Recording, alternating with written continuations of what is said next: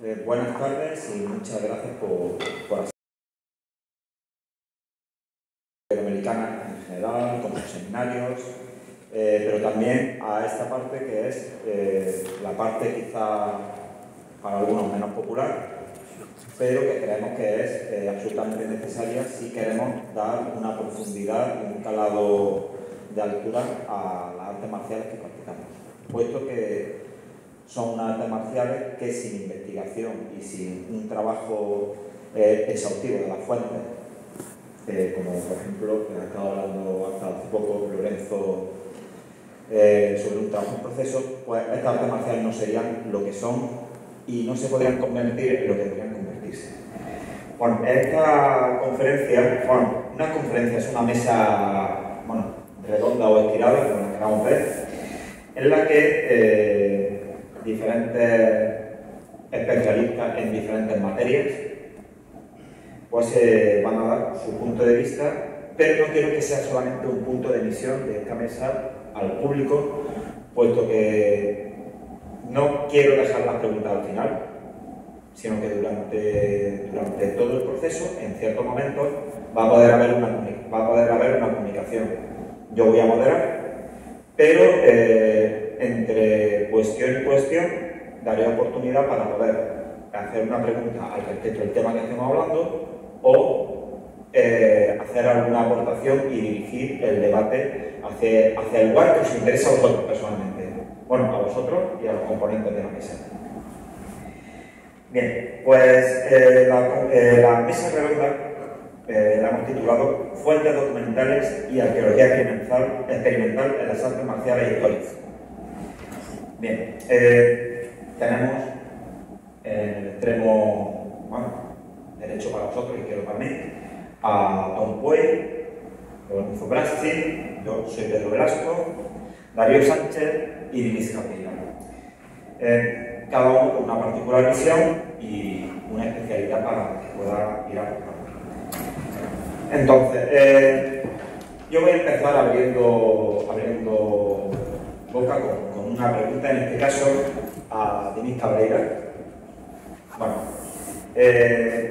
Dinis es pues, un miembro activo de AGEA Editora. Creo que ya los aquí presentes la conocemos de manera bastante clara. Pero una de las cosas que a mí siempre me ha parecido interesante ver es ¿hasta qué punto crees tú que actualmente ya no dependemos de los viejos tratados, puesto que una práctica moderna ya se ha desarrollado lo suficiente como para tener entidad por sí misma, sin recurrir, no a excluir a las fuentes, pero sin estar recurriendo tan a menudo a ellas? ¿Tú crees que eso es así o que nuestra realidad actual pues, no ha cambiado tanto como cuando empezamos hace algunos 20 años, otros un poco más y otros un poco menos? Pues de los 20 y pico libros que tenemos en AGEA Editora, hay uno que es un ensayo moderno y otro que es un manual moderno. Entonces, igual mi opinión es sesgada, porque todos los libros son antiguos. No, a ver, la pregunta es interesante, ¿no? Pero la que subyace es en qué consiste la actividad, ¿no? O sea, se supone que estamos aquí porque hacemos artes marciales históricas. Las artes marciales históricas están referenciadas sobre fuentes históricas. Eso es histórico. ¿Vale? El trabajo histórico implica trabajar sobre fuentes históricas. Si en algún momento asumimos que tenemos una práctica moderna que puede ser excelente y puede ser incluso una reconstrucción que podríamos considerar perfecta de la que se practicaba en el siglo XV, XVII, lo que sea, ¿no? Pero si en algún momento tenemos esa práctica y decimos, ya está el trabajo hecho, ¿no? Y ahora hacemos una práctica moderna y no volvemos a mirar una fuente, lo que estamos haciendo no es una práctica histórica, es una práctica presente, es una práctica actual. Entonces, la relación con el material fuente es definitoria de la actividad.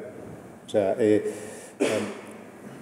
y soy breve, que sé que somos muchos y me enrollo, pero Michael Kidester proponía ya hace años, ¿no?, una clasificación de las artes marciales en 3 tipos, ¿no? Es una tontería, es útil solamente para nuestra discusión, pero es útil para nuestra discusión.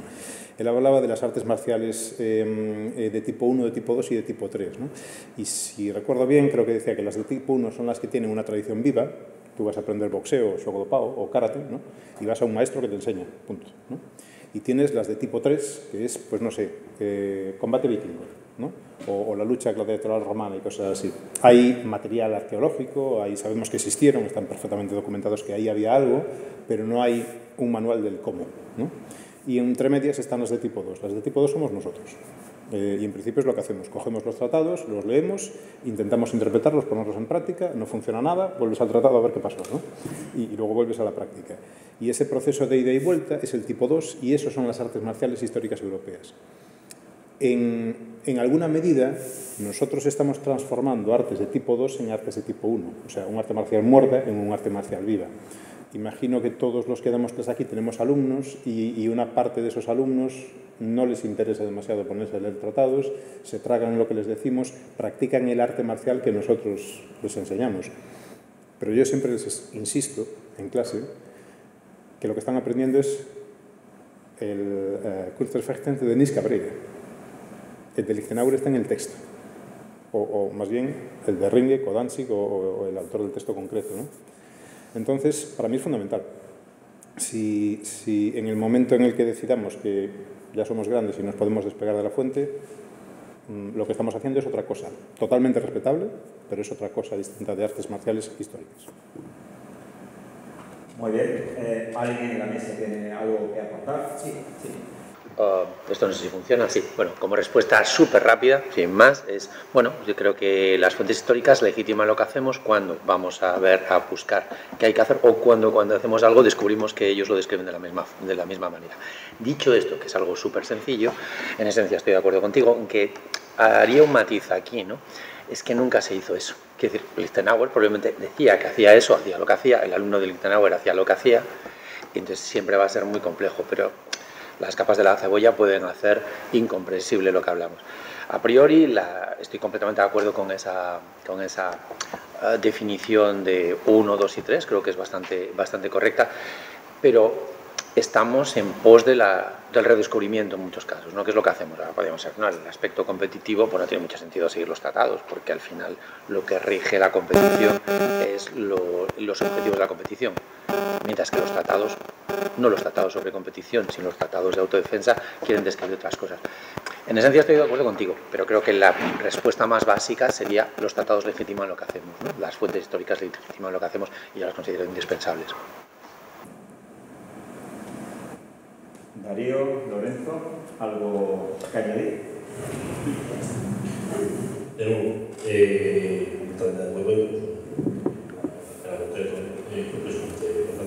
yo simplemente será que el trabajo que hacemos sobre las fuentes de una interpretación, como como está diciendo el web de esto significa también que el trabajo que hacemos esto que está anclado en eso, pero es una interpretación. Yo entiendo por dónde viene la diferencia entre un tipo 2 y un tipo 3, el texto ha ayudado muchísimo, también el tipo de texto se está tomando, porque en cualquier caso siempre tenemos una interpretación puede hacer alguien que haga reconstrucción a partir de elementos materiales y demás, es una interpretación y a veces estamos dando un elemento de sacralización del texto que no, siendo una persona que lee fuentes y tampoco lee fuentes, pero estamos en una cuestión de sacralizar el texto demasiado cuando estamos haciendo eso, tener un conjunto material que es un texto, hacemos una interpretación del mismo que puede no ser aceptada, porque obviamente dos personas pueden leer el mismo texto con una versión muy distinta, dos personas pueden coger el mismo objeto material y pensar que esto se construye de una manera u otra. No tenemos nunca ni con el texto ni con el objeto material ni con el objeto material ni con el texto un pronto al ser un resultado de decir, bueno, estás haciendo bien, estás haciendo mal. Evidentemente, nosotros nos estamos basando en un texto y tenemos la hipótesis, la confianza de que estamos basándonos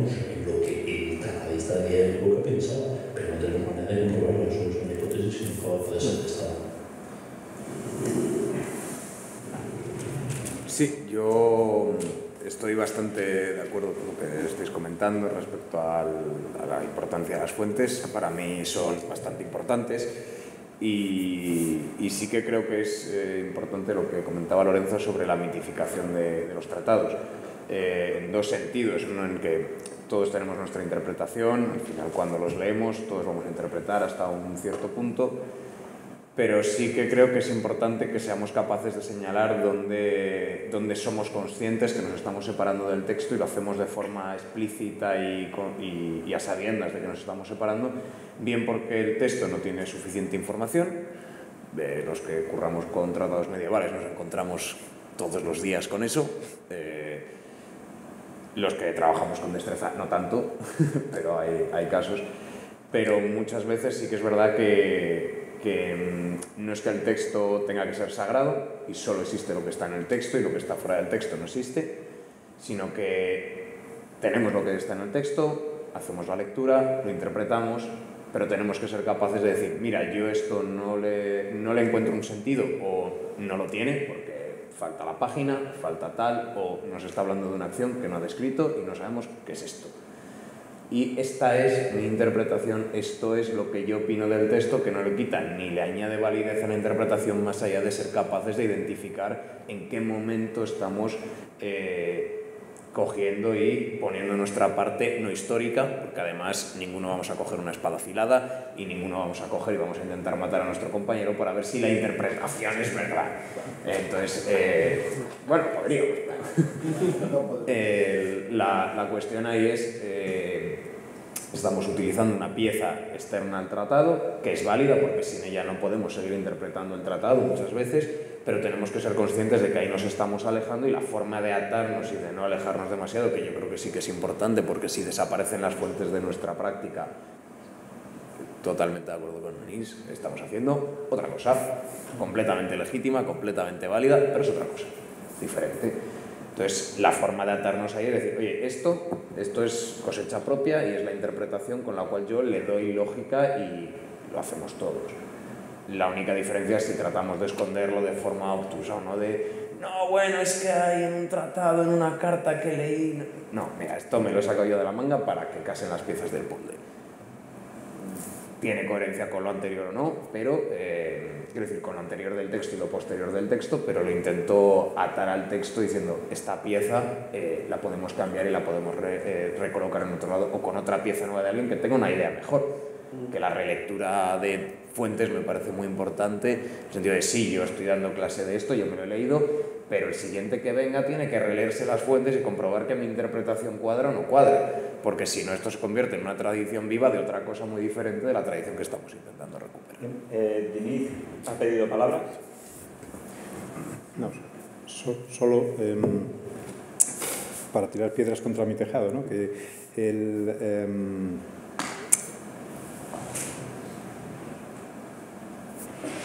yo lo que estaba diciendo es que creo que el término histórico es lo que nos define, ¿no? Las definiciones son arbitrarias. O sea, es un acuerdo, es un consenso, es lo que hacemos. Es cierto que se pueden sacralizar los tratados, ¿no? Pero los sacralizas en el momento en el que los consideras lo único válido o en el momento en el que pierdes de perspectiva, que estás estableciendo una definición arbitraria, pero es la definición que hemos escogido. Entonces, podríamos utilizar material accesorio, y de hecho lo hacemos. Quiero decir, todos aquí observamos las espadas que hay, la cultura material, interpolamos, ¿no? Cuando hay información sobre las estadísticas que tenemos de las espadas que se utilizaban en un determinado periodo para poder decir que pues seguramente Fiore está utilizando espadas más cortas, por ejemplo, ¿no? Que los que se ve, qué sé yo, en Goliath, ¿no? Pero bueno, esa definición arbitraria nos sirve, para lo que tú decías, para mantener atada la actividad, para no divagar en 1000 direcciones diferentes y acabar haciendo cualquier cosa, ¿no? O sea, es un poco ese retorno. Y también en esa arbitrariedad de decidir, no, nosotros hacemos el tipo 2, ¿no?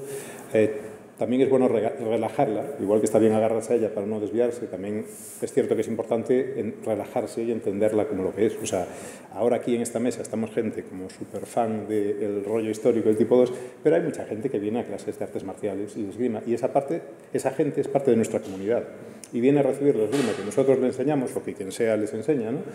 Y ya está. Y esa gente está haciendo una actividad perfectamente respetable, es una actividad de tipo 1 si nos ponemos súper académicos por el tema de definir lo que hacemos, pero coexiste totalmente con nuestros estudios de leer los tratados y luego intentar aplicarlos, y no solo coexiste, es necesario, porque lo que no es realista es pensar que todas las personas que se apuntan a esgrima histórica se van a chapar el tratado, sacar su interpretación e intentar ponerlo en práctica, ¿no? Esa gente que está recibiendo las interpretaciones que uno de nosotros o varios de nosotros le damos, es nuestra masa con la que trabajar, es lo que, con lo que podemos trabajar para desenvolver esas interpretaciones. Por lo tanto, aunque están recibiendo nuestra interpretación, son una parte muy importante del proceso interpretativo. Y el viaje de ida y vuelta, ¿no? De interpretarlo, reinterpretarlo, volver a tratado, volver a leerlo, comprobar que estaba bien o no, decidir si hay un consenso o romper el consenso, ese viaje de ida y vuelta, eso es la actividad en sí, es la parte histórica. Sí. Bueno, yo es que no estoy seguro de poder catalogar a nuestros alumnos, a la gente que no lee pero que va a las clases de tipo 1, creo que no, que entran dentro del tipo 2, simplemente tú eres el transmisor, no son ellos los que engullen y digieren, siguen siendo el tipo 2. Y creo que básicamente deberíamos verlo desde ese punto de vista. De todas formas, al final los tratados lo que nos dan es contexto. Y no estoy hablando de sacralizar. Por supuesto que tenemos una tendencia a sacralizar. Ahí va el comentario que decía, no solo la lectura del tratado, o sea, al intentar poner en práctica lo que nos dice el tratado, sino descubrir que algunas cosas que hacemos se justifican después viendo el tratado e intentando llevarlo a un contexto que es el que nos da el tratado, que no es la única fuente de información que tenemos. El estudio de las armas, otro tipo de disciplinas, ¿no? La danza, lo que nos llega desde la propia literatura de la época. Literatura que a veces es ensayística, otras veces es novelística. Tenemos muchas fuentes de información, pero desde luego la primaria y la más importante es la de la tratadística. Si perdiésemos la vinculación con la tratadística, estamos todos de acuerdo, yo lo sé, pero simplemente es por ponerlo entre comillas en claro, por mencionarlo un poco. Si perdemos la conexión con la tratadística, perdemos el contexto. Si perdemos el contexto, estamos jugando a otra cosa. Pero evidentemente todo parte de la imaginación, claro, todo parte de la interpretación y la imaginación. Que luego, de lo que nosotros hablemos es de mi interpretación de esto y luego tiene que venir otra persona, como decía Darío, y no corroborarla, pero sí someterla a un test, me parece que es evidente, ¿no? Es igual que cualquier historiador y cualquier científico, hay que someterlo a unas comprobaciones posteriores que podrán matizar o no matizar o estar de acuerdo. Pero lo importante es la conexión, porque si no, no importa lo que hagamos, al final estamos haciendo un ejercicio, un juego, un arte marcial creado moderno y tal, que también está muy bien, pero es lo que nos vincula, lo que nos da contexto, al margen de todo lo... Y podía estar bien lo de ping pong para este lado, que es lo que estaba pensando antes. Tengo una refutación ahora. Y luego un juego de dobles y juega luego Lorenzo. Bueno, hemos abierto ya el debate. ¿Hay alguna pregunta respecto a lo que hemos estado hablando o algo que pueda aportar por parte del público? No realmente la actividad que hacemos en estos eventos es algo que al final va a evolucionar a que alguien llegue en un momento a preguntar. Yes. Por favor, desarrolla eso más. Me refiero. Grita. Al final, cada uno tiene su interpretación de los tratados. Hay muchísimas diferencias. Estos eventos hacen que haya una puesta en común donde al final las mejoras, las que tienen más sentido, se vayan incluyendo, se va haciendo una agrupación. Además nos vamos, digamos, como martillando. O sea, alguien que estudie nada, si empieza a ver en el evento objeto de Pacheco, puede que acabe adoptando la técnica de Pacheco, que al final el tema es siempre argumento, no sea puro. Y en algún momento dado, nada impide que una persona, por ejemplo, que salga por ahí, escriba su propio tratado. Con lo que estamos pasando a lo mejor de un tipo 2, que evolutivamente se acaba de convertir en un tipo 1. Sí. Lorenzo. Me encanta esta pregunta. Hay que entender un poco la razón que estamos dando aquí. Eso es una cosa muy rara. Porque nuestra arte marcial, nuestra arte no tiene una tontería. Entonces, nuestra arte me extraña que es volver atrás un poquito. Entonces, sí, por supuesto, tú tienes la tradición estercera, donde dice, el autor es el estercer, no puede se pierde, se deja de practicar y se cambian otras cosas distintas. Lo que de nosotros es volver atrás un tiempo y decir, no, nosotros seguimos. Y entonces integramos esa cuestión y volvemos a los tratados y volvemos a ver, claro, ahora no nos falta un tratado de estas cuestiones. La cuestión aquí es, no hay una distinción, yo en la distinción entre tipo 1, tipo 2, tipo 3, no la veo como tipologías, una serie de etiquetas. Yo no tengo una distinción clara entre tipo, ¿qué sería una revolución de tipo 1 pura? No sé, pues una cosa que envía los tratados, pues una espada, una ropera, una espada carpal que se pone claro. Y ahí no hay absolutamente ningún tipo de continuidad con ningún tipo de tratado histórico. No voy a decir que eso no exista, porque lo he visto, existe, no nos aparece, no se parece nada a la nosotros no pasamos tipo 1, tipo 2, no es una cuestión de que somos las dos. Hacemos una actividad deportiva de arte marcial moderno y hacemos también, basándonos en una serie de tratados, por lo cual estamos a la vez en un tipo 1 y en un tipo 2, no pasamos de una cosa a otra. El pasar a la previsión de un tratado moderno es que es una consecuencia, y yo creo que será una consecuencia natural del desarrollo que estamos haciendo aquí ahora. Y me consta que hay gente que ahora mismo tiene la ambición de generar esta cosa. Tenemos ya tratados de esto, el tratado de Robert Childs, que ha hecho una Relation of Rapier, que es su versión de un tratado moderno basados más o menos en tratar. Bueno, eso sería un tratado moderno de ese señor, que va a poner arriba abajo, porque eso es así, es moderno, igual que Pacheco, igual que cualquier gigante o esto, que hay que indicar un grupo, y eso lo hemos perdido, y se trataba nuevo a surgir. Pero yo creo que eso no va a cambiar necesariamente, que esto pase a ser tipo 1, tipo 2, siempre vamos a tener esas fuentes. Entonces es muy difícil encontrar una información de tipo 1, incluso la esgrima olímpica moderna, pues no es un invento, es una información que puede perfectamente, legítimamente diría yo, referencias a autores antiguos y demás. O sea que esa distinción entre uno y tipo 2, bueno, no creo que sea posible pasar de un tipo a otro. Por ejemplo, no voy a dejar. ¿Algún apunte? ¿Quién? No, Darío. Respecto a lo que comentas, Rafa, de decir, vamos a encontrarnos con que alguien escriba un tratado y eso va a cambiar nuestra realidad, relativamente de acuerdo con el tema de son etiquetas o estamos estando ahí, podemos verlo de diferentes formas, pero es algo que no es algo que vaya a ocurrir, ya ha ocurrido. O sea, podemos coger la bibliografía de artes marciales históricas, echarle un vistazo y tenemos tratados modernos sobre cómo combatir con diferentes armas. Hay dos tipos, o si los ponemos en un amplio espectro, tenemos dos tipos de libros de ese estilo. El ensayo sobre cómo interpretar un tratado, que me parece lo que más se acerca a lo que estamos hablando aquí, tenemos unas fuentes y analizo, desmonto y luego monto en un orden distinto la fuente para que sea más entendible para nosotros y para facilitar ese trabajo, que hay bastante gente que ha hecho y hace eso. Y luego tenemos esta es mi movida y te la cuento. Tenemos algún ejemplo patrio incluso, y ahí tenemos el problema de que es una bestia diferente. Los tratados históricos y lo que intentamos reconstruir tienen una cantidad de contexto y de situaciones de la época que hacen que cada uno de ellos sea distinto. O sea, podemos encontrarnos un tratado que hable del juego de la esgrima en su concepción más lúdica, que es la discusión, por ejemplo, que ocurre con el 1.33. Esto era un entrenamiento, era un juego de esgrima en el cual no se querían matar o se querían matar. Y entre medias un montón de grises, ¿no? Eso en un tratado moderno está claro que no es para matar a nadie, ¿no? En el sentido de nadie va a escribir un tratado moderno de esgrima histórica para cómo defenestrar a tu vecino si... No entremos ahí. Pero, quiero decir, ya no solo cambia la fuente original, que pasa de ser alguien que tiene una idea más o menos buena o más o menos brillante o más o menos genial sobre lo que es la esgrima, sino sobre qué estamos haciendo y qué estamos reflejando.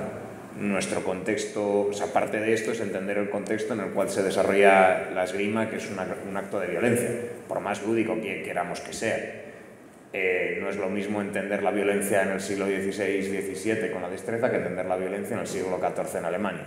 Entonces nos da unas esgrimas diferentes y unas acciones diferentes y un método también de estudio, de aproximación diferente. Nos tenemos que preparar mentalmente para decir, oye, lo hemos visto hoy en la clase de Karim, oye, vamos a hacer ringen, vamos a hacer lucha, vamos a hacer porque está dentro de esa esgrima, o no lo vamos a hacer porque no está dentro de esa esgrima. Entonces, para mí un tratado moderno, por más excelente que pueda ser en el nivel esgrimístico, vuelve a cambiar la actividad completamente, es otra película. Entonces sí que cambiaría, para mí no habría ningún problema si esa persona tiene la sinceridad de, mira, esta es mi película, lo he montado con estos trozos de aquí. Darío, pero por favor, ¿verdad? Sí. Termina y sí. Pasamos a... Quiero decir, cambiaría la actividad, o sea, para mí pasaría a ser otra cosa y no sé si sería un arte marcial, porque no tiene un sentido marcial. Esa persona nunca va a tener que desarrollar eso en un contexto de una espada blanca. Bueno, siga Denise y después quiero lanzar otra pequeña cuestión para conducir el debate a otros lugares. Paso la palabra. Sí, ¿Ya? no era muy importante. Bueno. ¿Es breve? No. Bueno. De la manera, al final yo creo que vamos a volver a ¿sí? Creo que una cosa que debemos a pensar un poco lo que estamos aquí, estamos cogiendo algunas definiciones de qué es deporte, de cómo trabajar con las fuentes, pero hay algunas cosas que tienen a ver con la arqueología experimental, que es el tema que se ha puesto aquí, que es cómo se puede tratar algo como arqueología experimental. Yo soy arqueólogo de formación y trabajo con arqueología experimental en otros temas y no solamente la esgrima antigua. La esgrima antigua ha sido una pasión que se ha juntado y todo se ha culminado y todo va a ser todo y está en el sistema. Pero se pone el problema que es la metodología que nosotros tenemos para trabajar. Y al mismo tiempo, y eso es lo que estamos hablando aquí, es un poco la ética que tenemos de cumplir la moral, de respetar algunas barreras, que es esto es este maestro, esto es de este tiempo y este es el periodo que estamos. La complementariedad que habló un poco de conocer otras disciplinas que complementan este tipo de conocimiento, de este tipo de ponernos en el espíritu de la época, que es necesario hacernos eso, no es solamente coger la espada y ahora voy a coger una espada, un montante y voy a hacer como si fuera una katana japonesa. Es un contexto diferente. A veces se cruzan algunas armas con periodos, en el mismo periodo y son armas distintas y nos podremos jugar un poco con ellas. Tuvimos este problema hoy de mañana por la tarde. Se utilizaban los sables o los palines contra las roperas, como íbamos a hacer, porque después estábamos aquí en el sistema moderno de jugar aquí. Pero a volver a la discusión un poco más académica. La gran cuestión que se coloca es qué tipo de metodología nos futuramente iremos a implementar o estandarizar para que sea validada como una actividad de arqueología experimental. Sí, coger las fuentes es un buen camino. Sí, coger los documentos que tenemos, documentos y mismo las propias armas y todos los materiales que tenemos y que nos está haciendo un feedback por otro lado.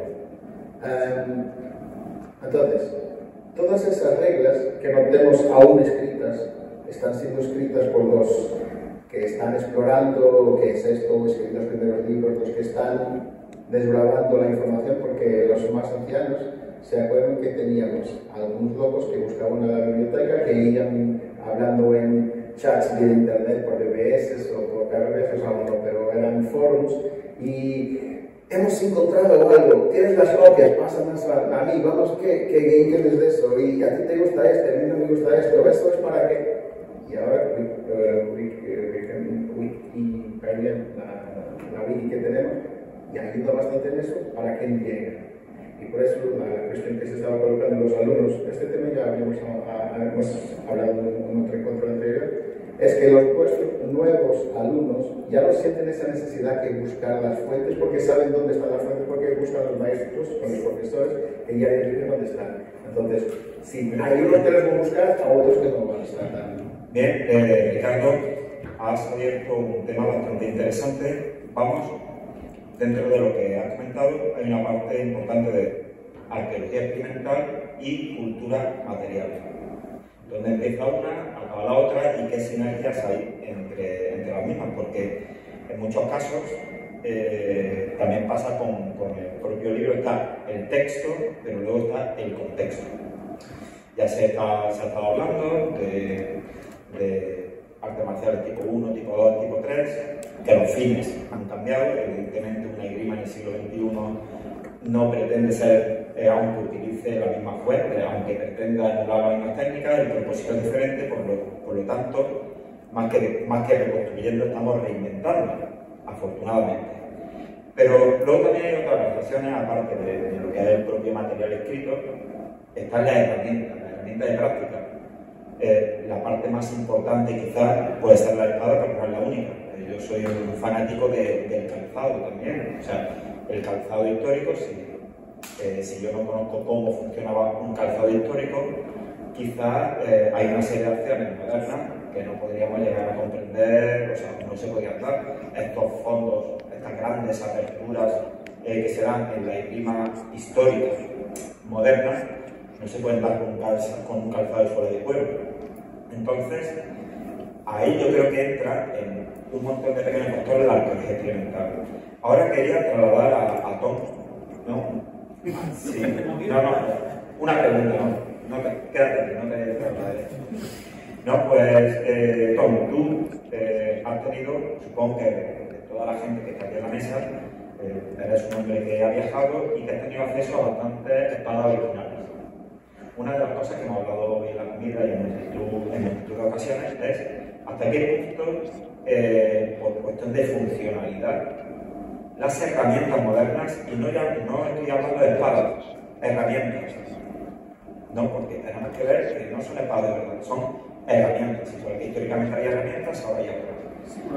¿Hasta qué punto esa herramienta, simulador, o sea, pues ni siquiera simulador, herramienta, puede condicionar, acercar o alejar la práctica respecto a lo que vemos a los fotógrafos?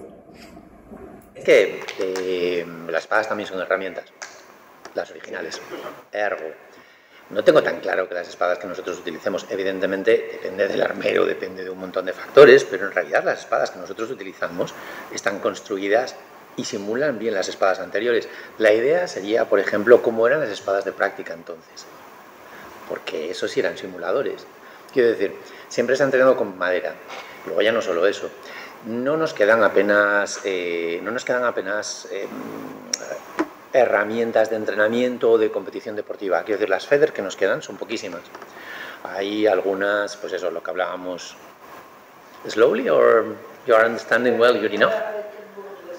Hablábamos en la comida de las que se encontraron en Brujas, no recuerdo la que decía Karin que estaba en Stockholm o... en Switzerland, maybe, yes. Hay una que está en el museo militar de Estambul, pero no hay muchas. Y luego estarían, por ejemplo, las descripciones, lo que dice Pacheco, volvemos a lo nuestro, lo que dice Pacheco en Grandezas de la Espada, en el que dice cómo tienen que ser las espadas con las que hay que practicar destreza. Dicen que tienen que ser como las espadas de verdad, no, espadas de verdad, pero con los filos botos y con un pequeño botón en la punta, que es un pequeño remache, ¿no? No tienen que llevar zapatilla y tal.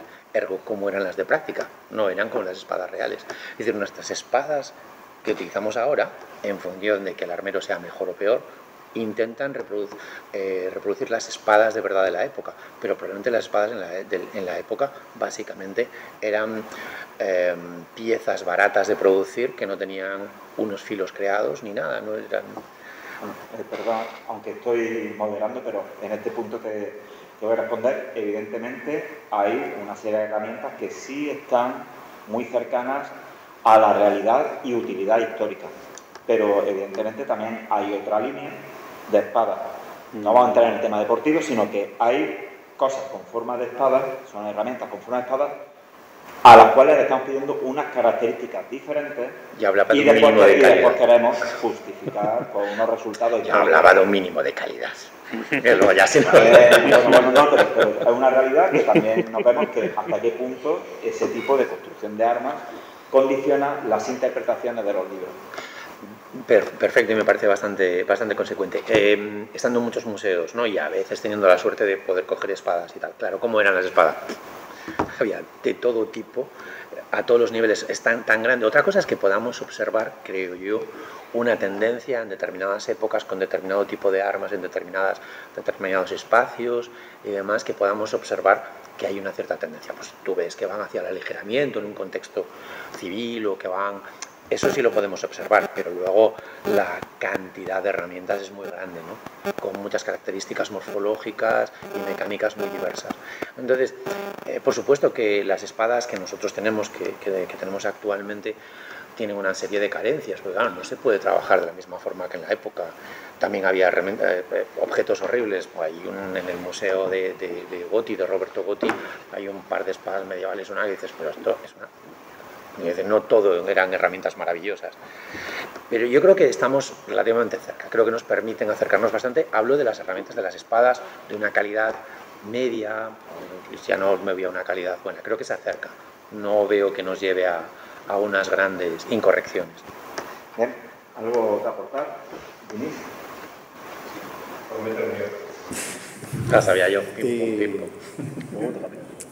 Lo que nos pasa, o sea, tenemos herramientas bien reproducidas, ¿no? y están bien, ¿no? Nuestras espadas, a veces comparados con ejemplares que se conservan efectivamente históricos, que dices, pues si el propietario de esta espada es una de las nuestras, diría, me la quedo, ¿no? Pero después tenemos las deformaciones propias de la actividad, ¿no? Y contra eso hemos peleado unos cuantos, ¿no? Por ejemplo, las empuñaduras de las espadas, extra largas, ¿no? Por ejemplo. Pero eso tiene Ya. Solo muy rápido. Eso es una pregunta, eso es una respuesta muy tramposa, jodido. Claro, quiero decir, pero depende cómo lo utilicemos, ¿no? Normalmente las empuñaduras de las espadas extra largas vienen dadas por un juego muy potente y muy bestia que necesita unas protecciones de manos terribles y que necesita adaptarse. No es el único juego que podemos hacer y tú lo sabes muy bien y además lo haces. Jodido. ¿Alguien aparte? Yo quería... Una cuestión también que hay que tener en cuenta también cuando estamos hablando de las herramientas históricas es que lo que estamos viendo en los museos no es exactamente una representación exacta de lo que existía. Es decir, lo que se conserva no es necesariamente lo que era de uso común. Quiero decir, tú te vas a los museos, lo que ves son unas piezas estupendas, maravillosas, que merece la pena conservarse porque la persona la conserva en el museo, porque es la espada del abuelo que costó una pasta, que es una cosa maravillosa, o cualquier otra razón. Pero es decir, lo que tenemos es una cuestión que lo que conservamos no necesariamente es una muestra representativa de la variedad que existía, por ejemplo, las espadas comunes o cualquier otro tipo de herramienta. Entonces, ahí, quiero decir, nosotros reproducimos una serie de cuestiones que tienen una diversidad distinta, que bueno, esto supongo que historiadores y arqueólogos en la zona pues lo pueden decir más, pero tenemos que tener en cuenta también que no solo existía una diversidad en las herramientas originales, pero que la diversidad que nosotros observamos hoy pues no es necesariamente así a bote pronto una representación de lo que existía entonces. Entonces eso hay que tenerlo en cuenta a la hora de pensar cómo son nuestras reproducciones actuales. Nada más. Darío. Sí, aparte de lo que estaba comentando Lorenzo ahora, que me parece muy importante el hecho de que nuestra visión de lo que había es sesgada, no sabemos todo lo que hay. Añado una más, no sabemos para qué se usaba exactamente lo que hay. O sea, podemos encontrarnos una espada que digamos, esto horrible, terrible, y él me dice, no hombre, pero es que yo la quiero para X actividad, que digas, maravillosa, claro, sí, la vas a utilizar 5 minutos al final de tal periodo de la batalla en este momento y pues tiene sentido. Hay otra cosa que enlaza un poco con lo que decía Ricardo, y es que la mayoría de nosotros somos amateurs, en la forma más suave de decir. La mayoría no tenemos yo no tengo formación de historiador, lo que comentabas tú antes, la mayoría cuando nos encontramos ante este tipo de análisis no estamos cualificados generalmente para hacer ciertas aseveraciones o sacar ciertas conclusiones.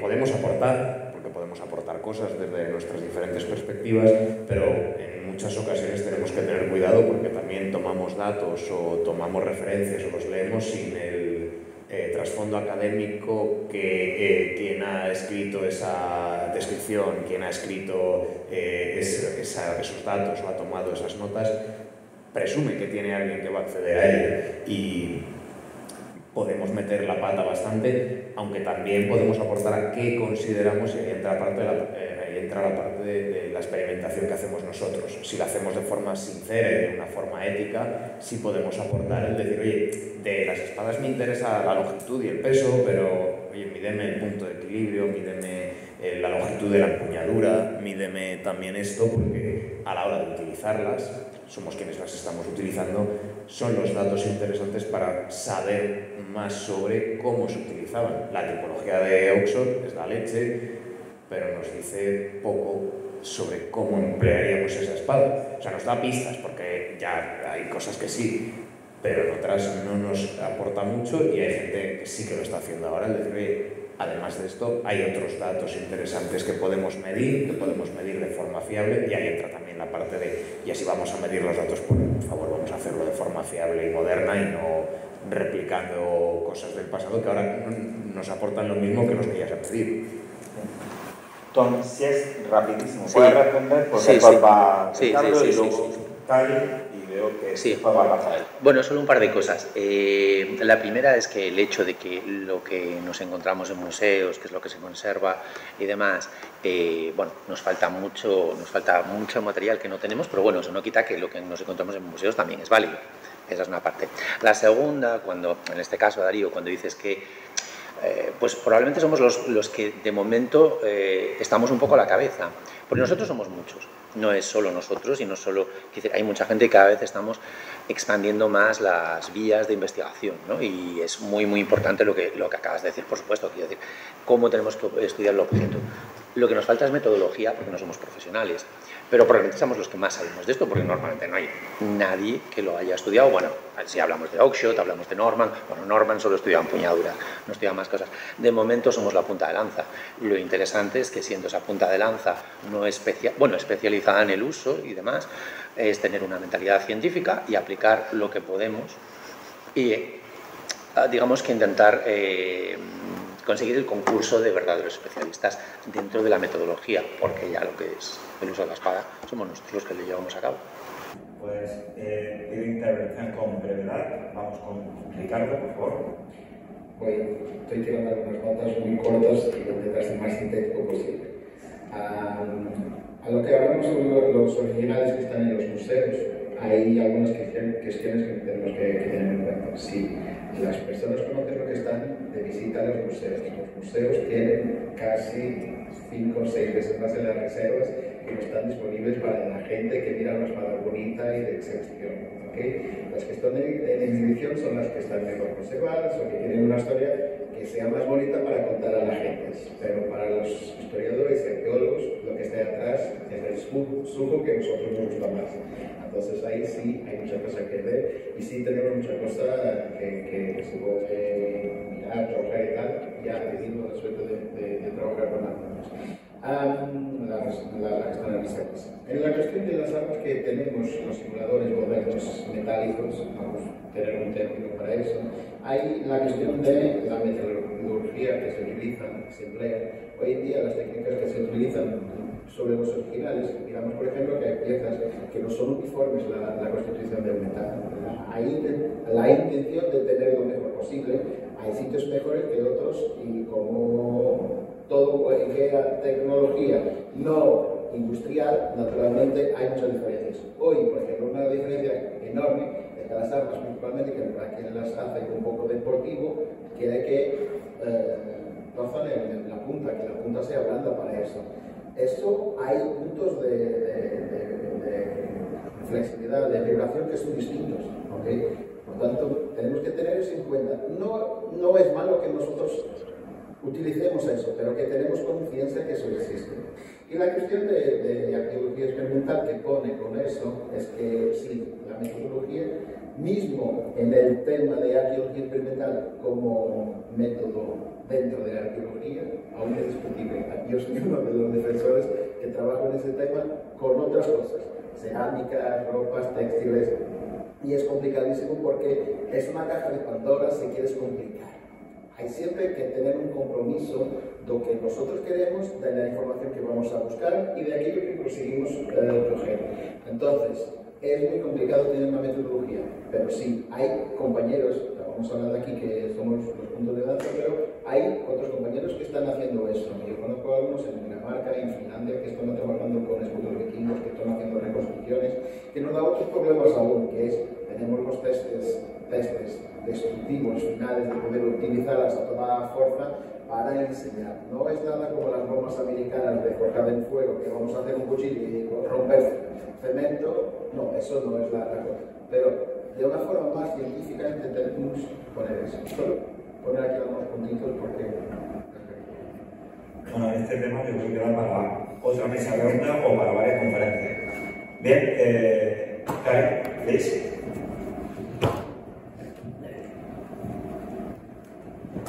Yeah, allow me to speak in English. I hope I understood more or less the big lines of what was discussed. Allow me also a small critical remark to start. It's a little bit a pity that I see a panel of only white middle-aged men. Just a remark, that's all. I'm going to comment on a few things that I heard. I do this in my personal name, but I want to mention that one of the reasons I'm interested in this is not only that I myself research, but also that I, for a little while more, am president of the International Federation of Historical European Martial Arts, which of course does not contain all the countries, but quite a lot, and where these discussions are evidently also taking place, so we are very much interested in what's going on in the field, and we try to catch up and have a positive contribution ourselves.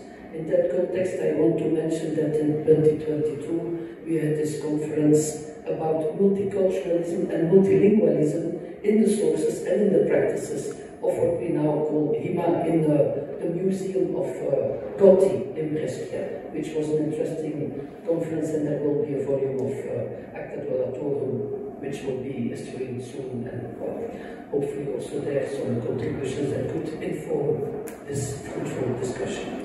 Now, the motto of EFIMA is unification without standardization, and this has a reason. HIMA is a plural, intrinsically, always. There are more than one, there are several important traditions, even if you look only at the big ones, and then I do not even count all the small ones which are very relevant on a local level and sometimes even on a bigger level as well. And then I do not only mean types of weapons, but also cultural realms. Things can be spread out in a certain region of, for instance, Europe, but not anymore if you go 50 kilometers further. This is already in itself an interesting datum, but it has nothing to do with the country borders of today, nothing. The realm, the cultural realm, is a fundamentally different notion in the time period that interests us majorly, say, between 1300 and 1800. Well, that's one thing that we have to keep into account. Second, we had an interesting conversation about this in the car when I came here. What does HIMA contain and what does it not contain? Do living traditions that are in Europe and that still exist pertain to it or not? You of course have some sources. The sources are not books, they are people. I would say that even living traditions to some extent in the modern time are always a reconstruction themselves. If you look at what happens with Jogo do Pau in Portugal, this is very clear, and it's not bad, it's very good, it guarantees the survival of these traditions, but we have to keep this in mind. It is a even in the Asiatic world, it is a completely romantic idea that there is like a pure connaissance that is transferred from one generation to the other, and all the rest is not authentic. I think we have to keep this in mind. There's always a critical work to be done also inside of these schools. Thirdly, I want to mention that, of course, for the material that we have, the source material of the books, it is clear that the masters back then also had their interpretation of the tradition of which they were part. If you look at German longsword, it is very clear that these masters, although they go back to a common source, many of them at least, they had their different visions and even sometimes their quarrels. In the Strasa, there is nothing more than quarrels, sometimes one has this impression, between the different masters. And nevertheless, it is easy to recognize that there is a common tradition there. So, questioning what exactly does belong and what not to the tradition in a dogmatic way is not a fruitful way to approach this. There is always a kind of fluidity and a kind of ambiguity, and we have to take this into account in our work. And the last point is about the modern practice. Of course, our modern practice is modern in an essential way, but that does not mean that it does not in some way contains and continues the tradition. I think we have to be faithful to this idea and also realize that back then traditions were not frozen, fixed. Traditions always live. If they don't live, they die. They go away. Even back then, you had always variations, discussions, changes, evolutions, adaptations, whatever. This is still the case. Of course, the time now, and this was said by some, is very different from the period back then. That's true. That's also... 1 minute. Okay.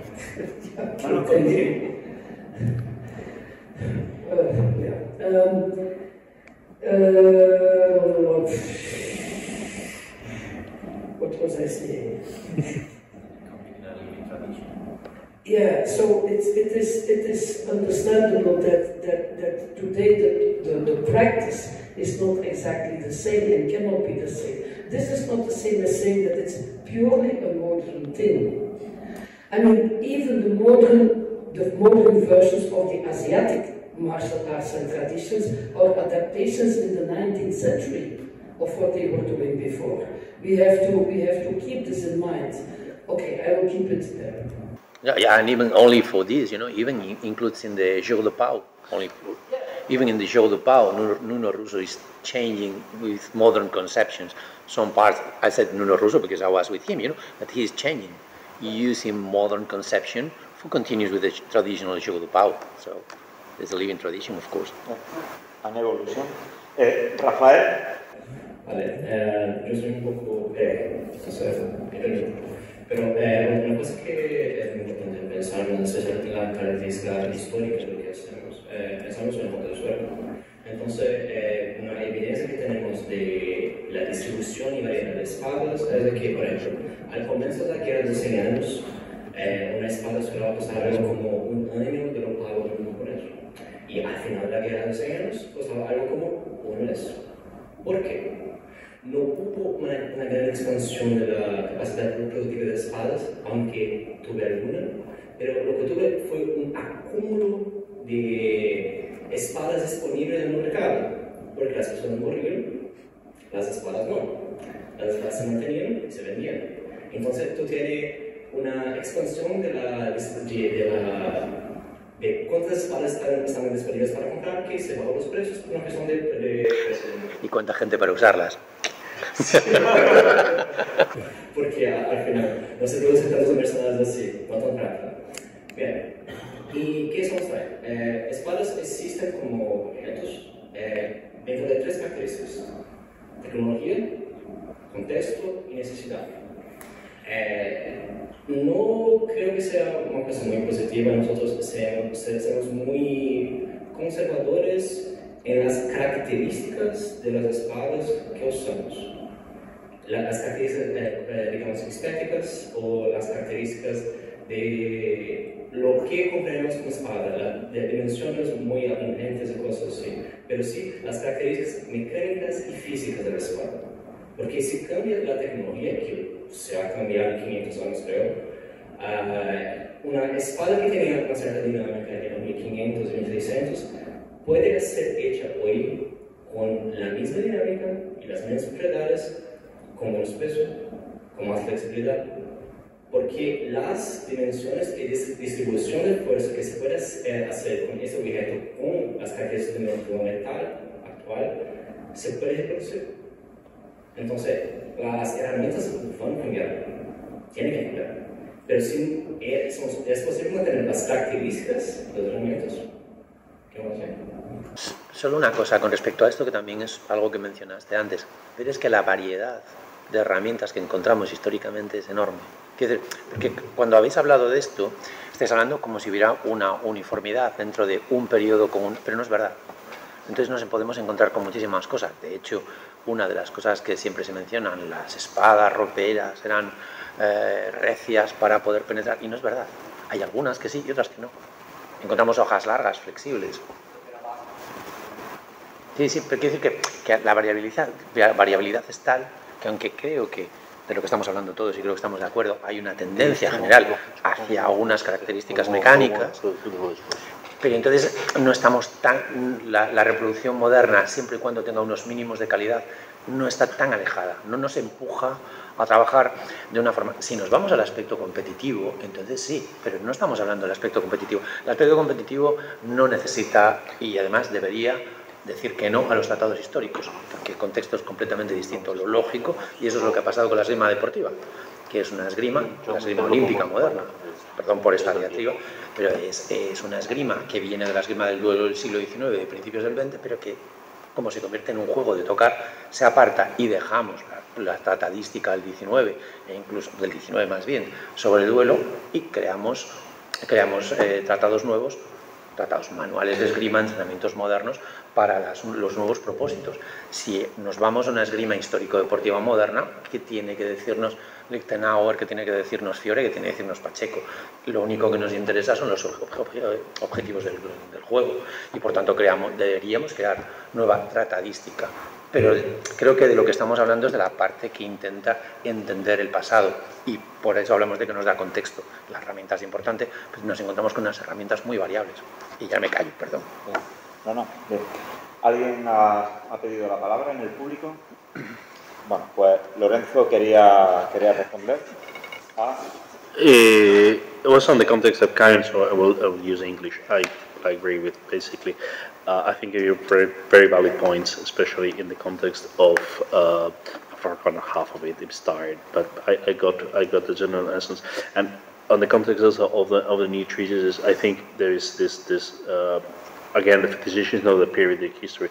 I wanted to remark before about the possibility of new treatise, and I think that is something that not necessarily has to be something like complete break from the previous edition. As I said before, it's kind of a moment in time with all the treatises, the traditions were evolving, were changing with time. What we have done now is taking a dialogue that was happening 300 years ago, say for last the Strelitsa thing, we can do anything else really, and we are going back, continuing that living tradition, continuing this kind of thing. Of course, you can have a modern treatise today that continues this tradition, that doesn't have to be breaking with the previous one. The breaking has already happened historically. We are just trying to amend that. We would be just trying to amend that preference in that. In that case, I think what we're doing is keeping that tradition in flow as it was now, and now continuing to flow in a different way, in a different context, for different things, exactly the same way as we found back in the day. Treaties for the late 17th century, or the early 17th century, used in a completely different context than the 16th or 14th. Same would be now. A fencing for the 21st century, rooted in the tradition, I think is perfectly possible, and this is exactly what we're doing now. ¿Alguna pregunta? Bien, Gonzalo. Bueno, no es una pregunta, es una aportación. Es un comentario, una reflexión. Que dónde empieza lo histórico y lo actual, ¿no? Por ejemplo, piensas en Rada y es bastantes años más tarde que Carranza y Pacheco, ¿no? Entonces él estaría haciendo algo se consideraría moderno rompiendo la tradición o añadiendo, se creería con derecho a añadir cosas, inventarse cosas que no habían sido escritas. Es como, claro, o sea, nosotros pensamos y tiene el sentido de lo que es histórico, lo que es válido nosotros para estudiar y considerar histórico es que ellos seguían haciéndolo y eso no, es una tradición que no se había muerto y que la gente podía escribir malandros por la calle. Aunque yo que sé, por ejemplo, cuando escribe Meyer, la gente no se mataba con espadas largas por la calle, ¿no? Él añade cosas a la tradición de Adenauer en un contexto social en el que ya no se utilizaba, ¿no? A menos no había un aspecto ya marcial con ese arte. Entonces, no sé, me ha parecido curioso pensar en esto. Y nada, en relación con pues el tema de las armas, ¿no? Las espadas, la variedad tremenda que hay, incluso dentro de cosas como tan concretas como la espada ropera española, ¿no? Que tenía su legislación. De esto es la medida que tenía que tener, ¿no? Italianas tienes espadas que tienes hasta 15 centímetros, 20 centímetros de diferencia entre una y otra, las españolas un poco menos. Y eso, como que buscamos al final para hacer la esgrima histórica, hacer la tradición, como un ideal al que va a ser imposible llegar. Porque es como el amor cortés, ¿no?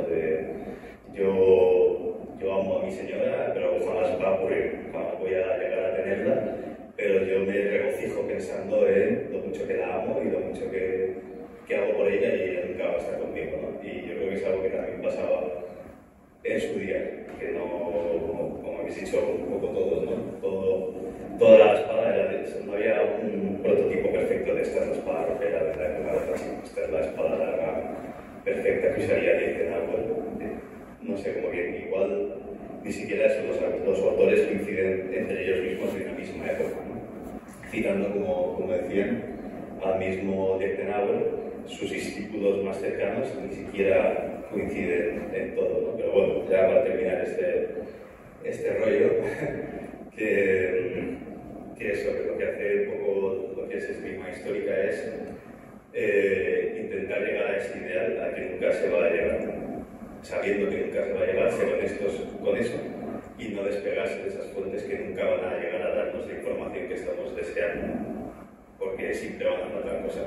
Por mucho que queramos que los tratadistas de la espada larga alemana nos digan qué narices hacemos con los pies, jamás va a volver eso, ¿no? No ser capaz de fundirlo y ni siquiera en destreza, ¿no? Que es tan concreta y tan precisa en algunas cosas, va a llegar a... Pero bueno, eso que lo que hace que sea no experimental totalmente como la esgrima vikinga o esgrima de los gladiadores es que seguimos siendo fieles y seguimos siendo honestos respecto a algo que jamás vamos a llegar a comprender del todo, ¿no? La gente que sigue la misma que hace Fiore y que estudia Fiore y es muy partidario de Fiore y tal, y ves a las escuelas actuales que no tienen nada que ver con lo que hacen, o la misma destreza que es tan precisa y tan exacta, y uno que hace rara y otro que hace rara también, varía muchísimo, ¿no? Y eso, nada más. Bueno, Denise, también comento que no hemos pasado el tiempo, pero dentro de lo razonable. Sin embargo, yo daría unos 10 minutos más, ¿de acuerdo? Vamos a intentar ser breves para hacer un buen cierre y bueno, y si quedamos con ganas ya seguimos después. Seguimos después, pero ya para hacer pero en principio, Denise. Es muy breve, es una puntualización un pelín de pedante, pero creo que es relevante, ¿no? Porque empezamos con definiciones y dibujando esas cajitas que aceptamos que son flexibles, pero las definimos, ¿no? La tipología de la que hablaba al principio se refiere al acceso al arte marcial, es decir, cómo accedemos a ese arte. Da igual si la esgrima deportiva actual viene de una tradición histórica. La forma en que tú accedes a la esgrima deportiva es a través de un maestro vivo. ¿vale? En el momento en el que aprendes a través de un maestro vivo actual, eso es un tipo 1. En el momento en el que tú no te queda otra que recurrir a un texto, eso es un tipo 2, y en el momento en el que no tienes un texto para recurrir y utilizas otro material, eso es un tipo 3, ¿no? Esa es la definición. Sé que es ser un poco quisquilloso, pero si no nos quedamos quisquillosos. Y en ese sentido, creo que es importante que cuando hablamos de tradiciones, eso es interpretación. Hablar de una tradición es interpretación y por lo tanto es tipo 1, es presente, es algo que nos estamos inventando ahora y se lo estamos diciendo a alguien, ¿vale? Se lo estamos transmitiendo a uno de nuestros alumnos. El hecho histórico es el tratado. Y es el tratado de, por ejemplo, pues, el Codex Lev o el Codex Danzig, ese objeto concreto, eso es el hecho histórico. Que nosotros luego cojamos dos maestros de la tradición de Lichtenauer e interpolemos y digamos, bueno, este tiene esta lectura, este tiene esta otra, y yo puedo construir como una interpretación conjunta entre ellos o algo así, o incluso yo creo, proyectando hacia atrás, que Lichtenauer debía de querer decir esto, porque estos testigos me dan estas lecturas, ¿no? Eso está muy bien, y a mí es lo que me gusta hacer, ¿eh? Pero eso es algo que hacemos ahora, aquí en el presente. El único dato histórico que tenemos es el que nos viene desde la historia, y el que viene desde la historia es el texto, con todas sus ambigüedades, sus carencias y todo lo demás. A ver, en puridad sí. Lo que pasa es que también este análisis que hacemos, primero, no estoy tan de acuerdo con... perdón. Te voy a interrumpir porque va a haber un punto en el que vamos a cerrar, cada uno va a tener el turno de palabra para dar un cierre, quizá pueda incluir ahí. Uno, si son breves, dos, podemos recurrir al público y después hacer ese cierre y ya dejamos la mesa de rondas, bueno, extendida, que luego del todo. Luis. A ver, pensamientos y de estos que tenemos, ¿no? Hacemos los autores no inventaron esgrima, a los que nosotros accedemos no inventaron esgrima, la esgrima estaba. Lo que hicieron fue recopilar conocimientos, se los fundieron y los vomitaron. Y crearon esos tratados, que son las piezas históricas a las que nos aferramos. Son las piezas a las que nos aferramos. Pero sí que es cierto, como dijo Carcaret, que son como que fueron movimientos vivos en su momento que derivaron a otras cosas. Nosotros estamos en ese punto reviviendo. Se hacen nuevas interpretaciones, pero que esperamos, para no convertirnos en un número 1, ¿no?, que no se hagan revisitas a las nuevas interpretaciones que hacemos ahora, sino que esas nuevas interpretaciones vayan sumando conocimientos para ser más grandes, todo ello haciendo una interpretación mayor y que sobrevivirá la que el mundo de la esgrima decida que puede ser la que más se ajusta a ese texto primario. Más allá de eso, seguimos avanzando. Muy bien. Karin ha pedido palabra. Con ella cerramos la parte del público y hacemos ya también el cierre con los participantes de la mesa. ¿Vale? Okay, thank you. Very shortly, I think about this difficult relation between tradition and modernity, reinterpretation and things like that. And also the idea that the text is the only thing we have. I agree, but only partially. On that last point, we start to understand better other parts of the cultural heritage that we have, like literary, like painting, like all physical objects, not necessarily weapons, sculptures and things like that. We start now to see that representations of fighting culture very often are very much more accurate than we used to think. People were informed of what was happening, and then we can turn this around. Sometimes interpretation of original text, of of basic sources can be helped by taking this kind of material also into account, and this is work that has to start almost. Very little has been done on this level. That's one thing. And the second thing, on the matter of dealing with how to deal with the fact that we are modern, that we deal with a pre-modern tradition. In Belgium, and I'm sure it's not only the case in Belgium, you have two different kinds of, for instance, sports recognition.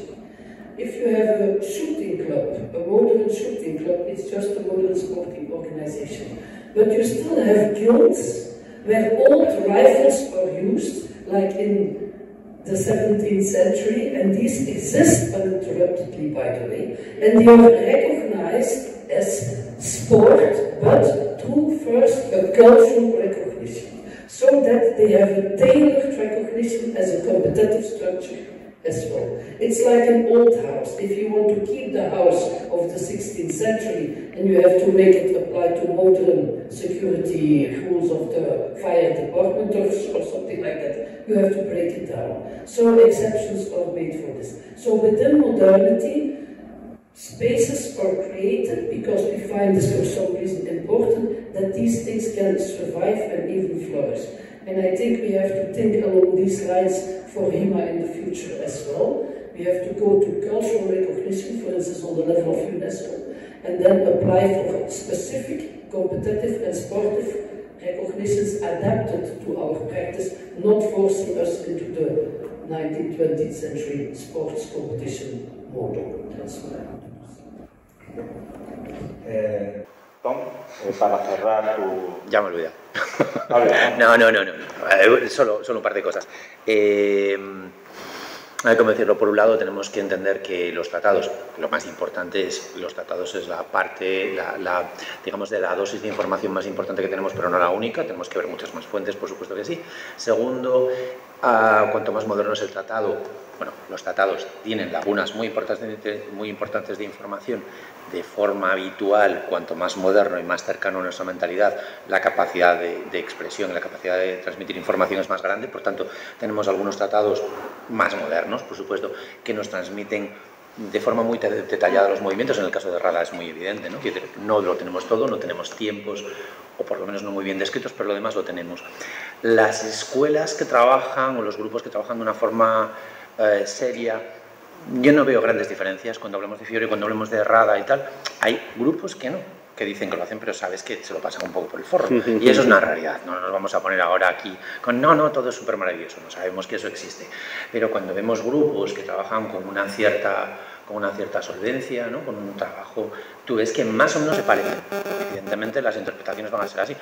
Y eso podría ser es que ni siquiera en la época era así, porque también habría diferentes interpretaciones. Yo creo que el camino va bastante bien enfilado en esta parte en la que estamos trabajando. Yo creo que vamos bien enfilados. Y luego probablemente ya estamos creando tratados modernos, no esos tratados modernos que sirvan para algo que no tiene el mismo objetivo, pero sí, cada vez que uno de nosotros crea apuntes para su sala, está digiriendo, regurgitando y está creando un tratado moderno. La diferencia, y creo que eso es lo más importante, intentando respetar los objetivos de la época. Eso creo que es lo más importante de todo. Y eso se convierte en una living tradition. Pero claro, esa living tradition es el número 1, el número 2. A mí realmente no me importa demasiado. Creo que somos herederos y intentamos también... Yeah, you know, that is okay, a little bit in English. That I said. Slow. Despacio. Sí, pero como Pedro me apura para que acabe, sí, dice que sí. Bueno, lo dejo ya. So after I will send to you a little bit more slowly. Bueno, por el ping-pong. No ping-pong. No hay tiempo para ping-pong. No, pues entonces yo cedo mi tiempo. Dale. Darío, ¿algo que aportar? Sí, como conclusión, viendo además las diferentes cosas que hemos dicho todos, creo que es importante que no se nos vaya de la cabeza que lo que estamos haciendo al final es estudiar una parte de la historia, y que si queremos que se nos tenga en cuenta y que esto sirva para algo más que para nuestro disfrute personal, que si no es completamente lícito, podemos disfrutar muchísimo sin que sirva para algo más allá, no podemos olvidar que estamos estudiando la historia, que tenemos que ser respetuosos con la aproximación, es decir, no inventarnos cosas, no pervertir lo que hacemos en la medida de lo posible y tener en cuenta para eso la cultura, los materiales que tenemos, el acceso que tenemos a ellos, sean de fondos, sean lo que vemos en los museos, los tratados y el intentar eso, el no olvidar que lo que hacemos en el fondo es estudiar historia y para lo que sirve es para estudiar historia. Lo hacemos a través de una actividad física muy divertida de la cual todos disfrutamos, pero la parte que puede trascender de todo esto es una visión de la historia que ayuda además a entender la cultura y las sociedades de la época. ¿Tienes algo que aportar para el cierre? No, solo retomar un poco un comentario que hizo Lorenzo así un poco de pasada y que creo que es muy interesante, y es que hablábamos de si hacemos tipo 1, tipo 2, cuál es importante tal, y en realidad hacemos las dos, y eso es correcto, es interesante y no es malo, por varios detalles que ya hemos comentado, ¿no?